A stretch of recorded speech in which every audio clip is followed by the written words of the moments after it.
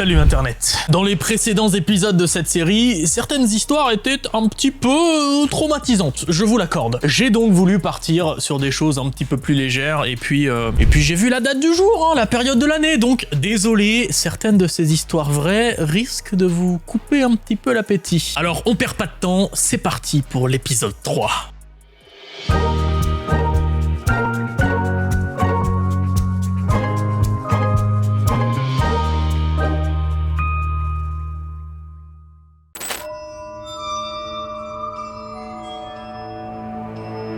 Voici Karen Lavis, Darren Vickers et John Lavis. Karen et John étaient les parents de Jamie, un petit garçon de 8 ans qui a disparu le 5 mai 1997. À l'époque, ils habitent un quartier pauvre de Manchester, et ce fameux 5 mai, John et Karen s'inquiètent de ne pas voir Jamie rentrer à la maison. Pendant des jours, des centaines de personnes se joignent aux recherches pour retrouver le petit garçon. John et Karen lancent des appels à témoins, passent à la télévision et demandent de l'aide. C'est là qu'entre en scène Darren Vickers. Il déclare avoir des informations qui pourraient les intéresser. Il est chauffeur de bus et affirme que Jamie a pris le bus qu'il conduisait le jour de sa disparition. C'est hyper cool quand même comme tips. L'altruisme de Darren est sans limite. Il se donne à fond pour le petit garçon, il emménage chez la famille, il organise les recherches, il participe aux battues, il donne des interviews et finalement, le 14 octobre 1997, plusieurs mois après le début de l'enquête, le meurtrier présumé de Jamie est enfin arrêté. Et c'est Darren Vickers. Voilà.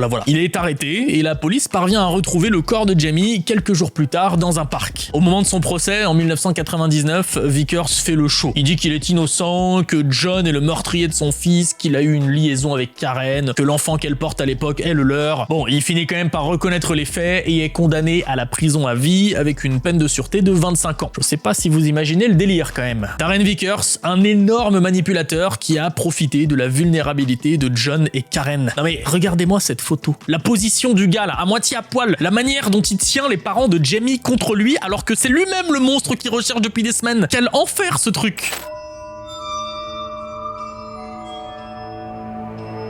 Une paire de jambes trouvée dans un tas d'ordures. Nous sommes aux Philippines, le 30 mai 67, et voici ce que découvrent les Manillais en ouvrant leur journal. La veille, vers 23h, entre Malabon Street et Rizal Avenue, dans le quartier de Santa Cruz, un officier et un éboueur découvrent une paire de jambes soigneusement découpées en 4 parties, emballées dans du papier journal datant du 14 mai. Et le lendemain, rebelote, nouvelle découverte macabre. Le corps sans tête de la jeune fille identifiée. Oui, parce que entre-temps, un corps sans tête et sans jambes est retrouvé 11 km plus loin. Le corps est enroulé dans du papier journal, datant cette fois-ci du 23 mai. Il s'agit de Lucila Tolentino Lalou, une jeune femme de 29 ans. Et qu'en est-il des jambes retrouvées? Eh bien, elles appartiennent aussi à Lucila, vous l'aurez deviné. Petit détail qui renforce le sordide, sa tête n'a jamais été retrouvée. Les résultats de l'autopsie ont révélé que Lucila était enceinte, et ceux qui ont touché le corps et les jambes affirment qu'ils étaient glacés, comme s'ils sortaient d'un congélateur. Les enquêteurs cherchent du côté de ses amants, et bon, il y a plusieurs suspects. José Luis Santiano, un étudiant en médecine dentaire, Florente Relos, un serveur qui travaille dans le bar que possède Lucila, et Agnano de Vera, le compagnon de Lucila. Agnano est un officier de police violent et jaloux. Il est l'un des principaux suspects de l'affaire car il a menacé Lucila après avoir découvert sa liaison avec Relos. Mais coup de théâtre, 2 semaines plus tard, c'est finalement Santiano qui avoue le meurtre. Et bon, déjà que c'était compliqué, ça devient un giga bordel parce que Santiano se rétracte. Mais la police est convaincue que c'est lui. Mais dans le doute, il continue quand même d'enquêter. Et puis, sorti de nulle part, 35 ans plus tard, en 2003, on a Steve Odell, un policier américain à la retraite, qui affirme que c'est son père qui a tué Lucila Lalou. Et son père, c'est George Odell, le meurtrier présumé d'Elizabeth Short, la victime de l'affaire du Dahlia Noir. Je vous en parlerai sûrement dans une autre vidéo. En attendant, le meurtre de Lucila Lalou reste totalement irrésolu et est une des affaires les plus connues des Philippines.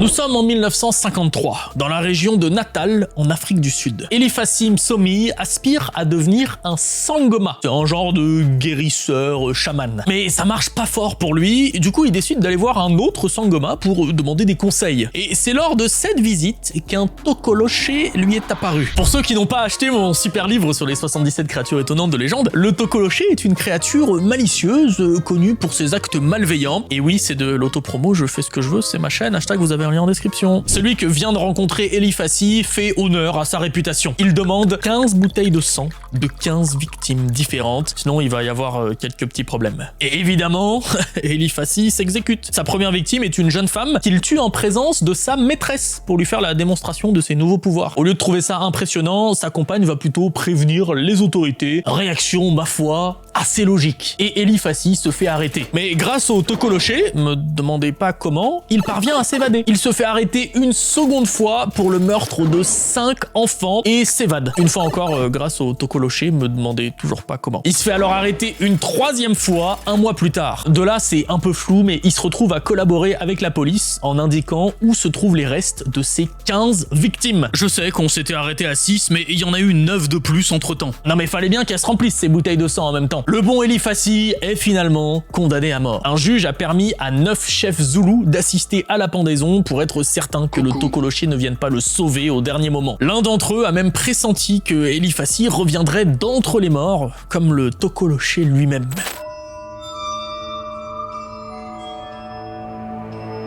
Le 16 août 1988, un peu avant 8h, Dieter Degowski et Hans-Jürgen Rosner braquent une banque à Gladbeck, une ville d'Allemagne de l'Ouest. L'arrivée de la police les pousse à prendre 2 employés en otage. Ils demandent une voiture et 300 000 marks. Un policier en slip, pour montrer qu'il n'est pas armé, apporte l'argent et les autorités décident de laisser partir Degowski et Rosner avec les 2 otages. Ils en profitent pour récupérer la petite amie de Rosner, Marion Loblich, et conduisent jusqu'à Brême. On est alors le 17 août. De peur d'être sur écoute, ils tentent, sans succès, de louer une nouvelle voiture, avant de se rabattre finalement sur un bus dans lequel ils prennent une 30aine de passagers en otage. Alors qu'ils décident de partir vers les Pays-Bas, plusieurs otages demandent à aller aux toilettes. Pendant leur pause pipi, les policiers en profitent pour arrêter Marion. Degowski et Rosner posent alors un ultimatum. Ils tueront un otage toutes les 15 minutes tant que Marion ne sera pas libérée. C'est comme ça que, malheureusement, Emanuele De Giorgi, un jeune garçon de 14 ans, est tué d'une balle dans la tête. La police relâche Marion et le bus repart vers les Pays-Bas. On est maintenant dans la nuit du 18 août. Suite à des négociations avec la police, le trio délaisse le bus et monte dans une nouvelle voiture avec 2 jeunes filles de 18 ans qui étaient présentes dans le bus. De là, ils se rendent à Cologne car Rosner veut voir la cathédrale, mais ils se perdent dans les rues de la ville et finissent par prendre l'autoroute en direction de Francfort. C'est à ce moment-là que les autorités décident enfin d'intervenir. Une fusillade éclate, Rosner et Degowski sont touchés et une des otages décède. Et si toute cette histoire vous paraît complètement aberrante,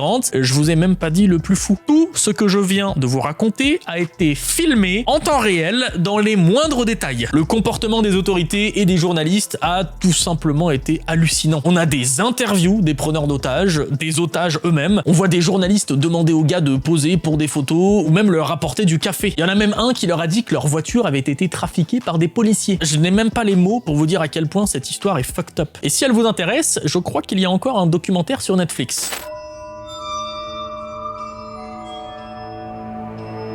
Ces 2 messages, plutôt violents, ont été postés le 14 juin 2015 sur le compte de Didi Blanchard, une mère de famille américaine du Missouri. Les voisins alertent immédiatement les autorités qui découvrent le corps sans vie de Didi, poignardé de plusieurs coups de couteau. Et sa fille, Gypsy Rose, a disparu. Les enquêteurs pensent tout de suite à un enlèvement car la jeune fille souffre de plusieurs troubles invalidants, entre autres d'une dystrophie musculaire, d'asthme, d'une leucémie et de lésions cérébrales qui lui donnent la capacité mentale d'un enfant de 7 ans. La police retrace l'adresse IP des messages postés sur Facebook. Elle provient du Wisconsin et plus précisément de la famille Godjohn. Et ce qu'il faut savoir, c'est qu'une amie de Gypsy Rose a confié à la police que la jeune fille avait un petit ami secret, rencontré en ligne du nom de Nicholas Godjohn. Ah ben autant vous dire que les autorités ont filé dans le Wisconsin et sont tombées sur Nicolas en compagnie de Gypsy Rose, bien vivante et surtout bien valide, sans aucune infirmité ni maladie. Les 2 adolescents avouent rapidement. Gypsy Rose et Nicolas ont planifié le meurtre de Didi pour sauver Gypsy Rose des nombreux abus de sa mère. Et là, vous devez vous demander ce que c'est que cette histoire de maladie qui n'existe pas. Il semblerait en fait que Didi faisait vivre un enfer à sa fille, la forçait à vivre comme une véritable personne invalide. C'était un trouble psychiatrique réel dont souffrait Didi, d'inventer des tonnes de maladies à sa fille pour avoir un maximum d'attention sur sa famille. Bref, Gypsy Rose plaide coupable et est condamnée à 10 ans de prison, tandis que Nicolas est condamné à la prison à perpétuité.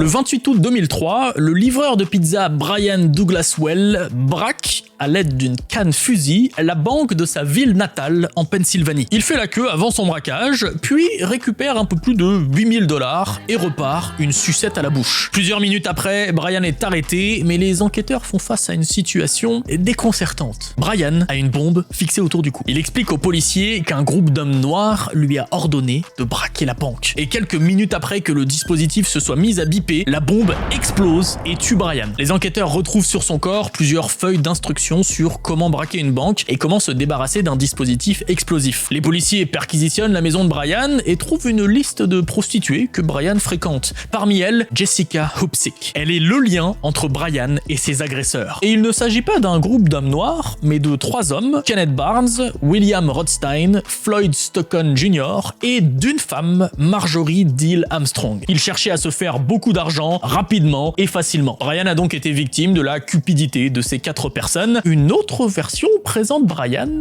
comme un complice. Selon les rapports de police, Brian a participé à la planification du casse. Il a même été aperçu sortant de la maison de Rothstein la veille du braquage. La bombe était censée être un alibi s'il se faisait attraper par la police. Ses complices lui avaient assuré qu'elle était factice jusqu'à ce que Brian se rende compte, au moment où elle s'est mise à biper, qu'elle était bien réelle. Brian aurait donc été manipulé, piégé, puis tué pour 8 000 $.